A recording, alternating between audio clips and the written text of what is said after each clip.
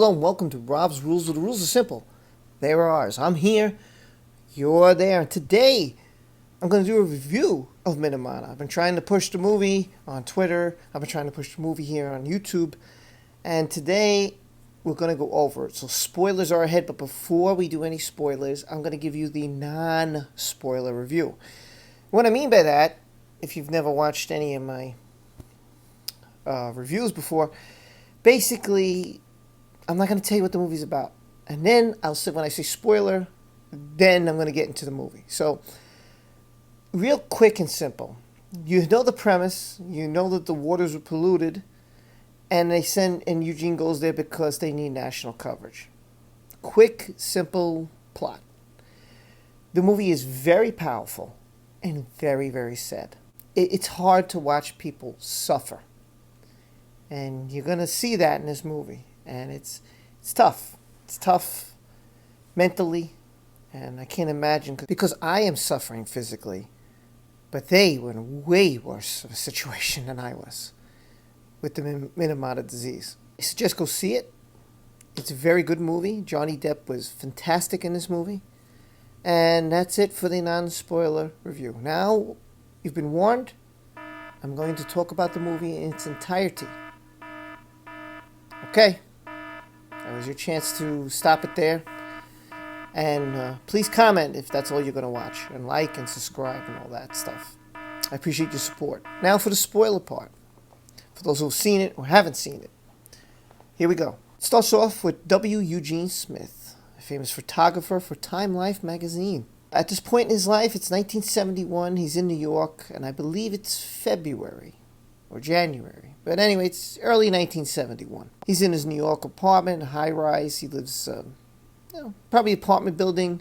It's pretty good up there. Maybe 7 to 10 floors, I would say. His whole room is dark, loaded with, back then, because that's how they made photographs. Tons of photographs, total mess. Drinks a lot, smokes a lot. Cigarettes, that is, not drugs. He probably takes drugs. There was if I remember correctly, there was a lot of little containers, prescription containers all around the home, all around the living room.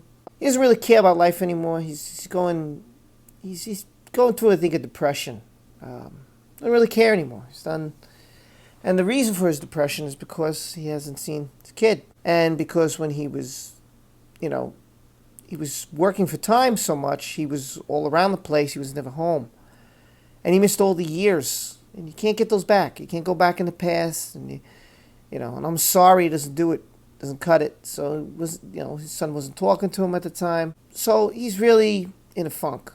Doesn't really care. Doesn't have nobody. He just wakes up, takes photographs, makes the photographs out of his window, uses his camera out the window, takes photographs, and that's it. That's what he does. Eventually, he goes to Time magazine, talks to this guy named Bob who was in charge, tells Bob what a mess his life is. So he's like, I'm not looking for sympathy. He goes, and Bob feels bad. So Bob cuts him a check and says, listen, this is, let's just consider it royalties. Trying to help him out because he's broke. Trying to help him out. And Eugene gets mad at him. And he rips the check up and he calls him, not such a nice word. I don't want to say it here. Now, I don't know why. I don't know why he has this hostility towards Bob. I don't know what Bob has done. I don't know why he feels that way. I don't know if he's just drunk, or if he's angry, or he's just angry at the world. I don't know. I'm assuming that. Assuming he's just angry at everybody, because things didn't go the way he wanted life to turn out. Later on, he gets a knock on his door. He goes back to his apartment. And on his door, it says, don't turn off if you're caught at. He doesn't have money, he does money. And they give him a gift of a bunch of cookies, and comes back out with the cookies. And he's trying to shut the door real quick, and he's like, looks at the box, why am I getting cookies? They tell him that they're from Fuji. And the commercial is supposed to be that it's the best color film, but he doesn't use color film. He's like, I don't use color film. This is what they want me to say. You sure this is what they want? He says, all right, let's just do it. He wonders if they had a contract signed. Later, they go out to I think it's a jazz bar, and she tells him that she's there because of Minamata. She tries to explain everything to him about Minamata, and he just doesn't care. And he's like, "We'll see you later, Eileen, whatever." But he has a change of heart when he sees what he sees when he opens the envelope that she left him. And the next day he goes to Time. He goes to Bob. And it's Bob, it's the story of the year. And Bob's like looking at him like, Gene, what the hell are you doing? I'm in a meeting. The whole corporate persona And so Gene shows him the photos, and someone explains to him. I guess she's part of the board or whatever. And she tells him about Minamata. She knows about Minamata. He says, see, she's smart. So he tells him, send me there. He doesn't want to send him there, but eventually he's there. He's on the train with Eileen. And they go to Minamata, and he sees the suffering, people suffering from this horrible disease. So he takes pictures of everything through town, all over the place. He gives his camera to this kid who has the Minamata disease. He starts talking to him. He's drunk out of his mind. I starts talking to him, and he gives him the camera. He forgets all about it. So Bob's like, I need those pictures right away. Please give me the pictures. And he's like, oh, crap. Luckily, they get everybody in town to bring their cameras in, whatever pictures they have, and the kid comes back in who has the Minamata disease with the camera. Gene goes to the place. He's the chemical plant. And so he takes pictures, of course, of everything. And they take Gene in, and the president of the corporation or CEO, whatever he might be, he tells them, "Oh, these are just good chemicals. Takes them for a tour. These are good chemicals. These are the chemicals like for your film. These are chemicals for medical, and we're allowed to put like a little bit of mercury. It's not a lot of mercury, because this mercury is what causing this disease. That's polluting the water. They're just pouring mercury into the water, which these people fish." And when you eat fish, because that's where your community gets the money from, and to survive and put it on the table, well, they started catching this Minamata disease. It's mercury. It affects the nervous system. He tries to pay Eugene off with $50,000 American, because Eugene's not buying any of this good chemical bullshit. So he's like, yeah, right, whatever. So he gives him the 50 grand. He looks at it. Now remember, this is 1971. Okay, so 50 grand in 1971 was a good chunk of change. It was a good amount of money. And he turns it down. He tells him, F you, forget it. Big corporate, of course, tries to bully the little man. And they go, Eugene Smith's staying, and they cause a bunch of ruckus, and they knock things down. The kids are crying. And then they burn his place that the town had set up for him to do his photographs. They had burned it. And you see somebody walking in the background, right? That guy plays a role later in the movie. Eugene's over with it, and he's like, I gotta go. And he gets drunk, and he calls Bob. He tells him it's over, and Bob says, you better get me those pictures. You better get them now, Gene. You better not play with me. There's a big story, He's passed out in like a little boat. Nothing big, just a small boat. He's passed out from being drunk, whatever. And the same kid who's taking the photos is back there taking photos of him. And so he's spending a day with the kid, taking photos of like the scenery, the background, how beautiful it is. And he comes back and he says, now you know what? They were having a meeting, and he says, I'm in this. Are you guys with me or not? So he gets involved, going to their families' houses and taking pictures of the people who have the Minamata disease. Going back to photographing. And there's a whole big protest. And again, he's at this protest, and they start getting a little crazy. And they start throwing tear gas, and Eugene gets his butt kicked, handed to him. Later on, it turns out that the guy who burnt his house, who works for the corporation, wound up to the hospital, and he saved the negatives. He didn't save the pictures, but he saved the negatives. So he gave him all the negatives.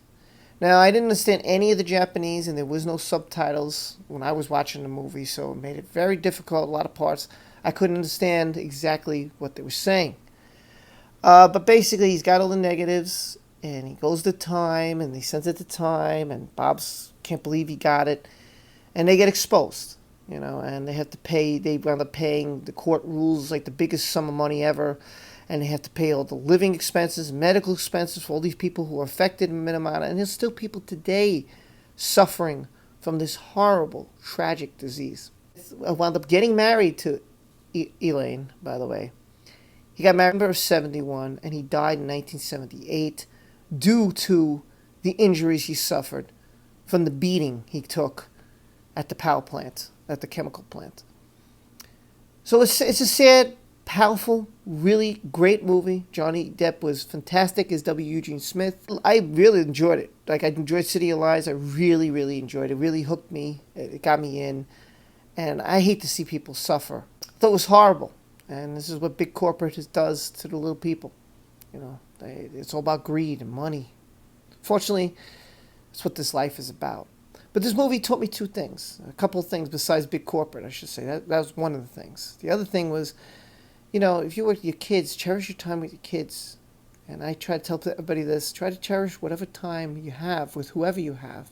Don't take life for granted. Because just like me, when one day I'm walking and everything's fine, I'm going to work and everything's fine, and the next day I have a broken leg and my life has changed. And even if it's just a temporary change, it's still a change that is causing stress and anxiety and loss of independency and doubt. Don't take life for granted, and spend all the time you can with your children. You have to work and pay bills and you want some time for you and all this stuff. But it's also important because they look up to you and you put them here out of loving somebody, whoever that is you loved or still loving. It took two people to create this life. So don't ever take that for granted, because you're the responsible one, just like I am. And I love every moment, and I just don't want my kid to grow up, I'll be honest with you, because I'll truly miss her when she becomes independent. And I love the dependency. That was a big got in the feels moment for me in the beginning of the movie. See people suffer. The big corporate was trying to bully their way out, trying to silence the people. But the people stuck together. And one person helped change everything. And yes, it took a whole group of people to be heard. But it took one person to get it out there to the world. And sometimes that's all it takes, is one person. Sometimes fate happens where your whole life changes. You go from being as low as you can, like he was in New York, 1971, to wound up at the end of the year getting married and being with someone who he loved and who loved him. So in 1 year's time, and I tell everybody this, your life can change. And if you don't believe me, ask Keely Talks or your boy Gary. Just ask them how in 1 year your life can change. And also, if you make a little effort, you smile a little, and you don't dwell on things you can't change, which is the past, but you focus on your present and your future, you can change.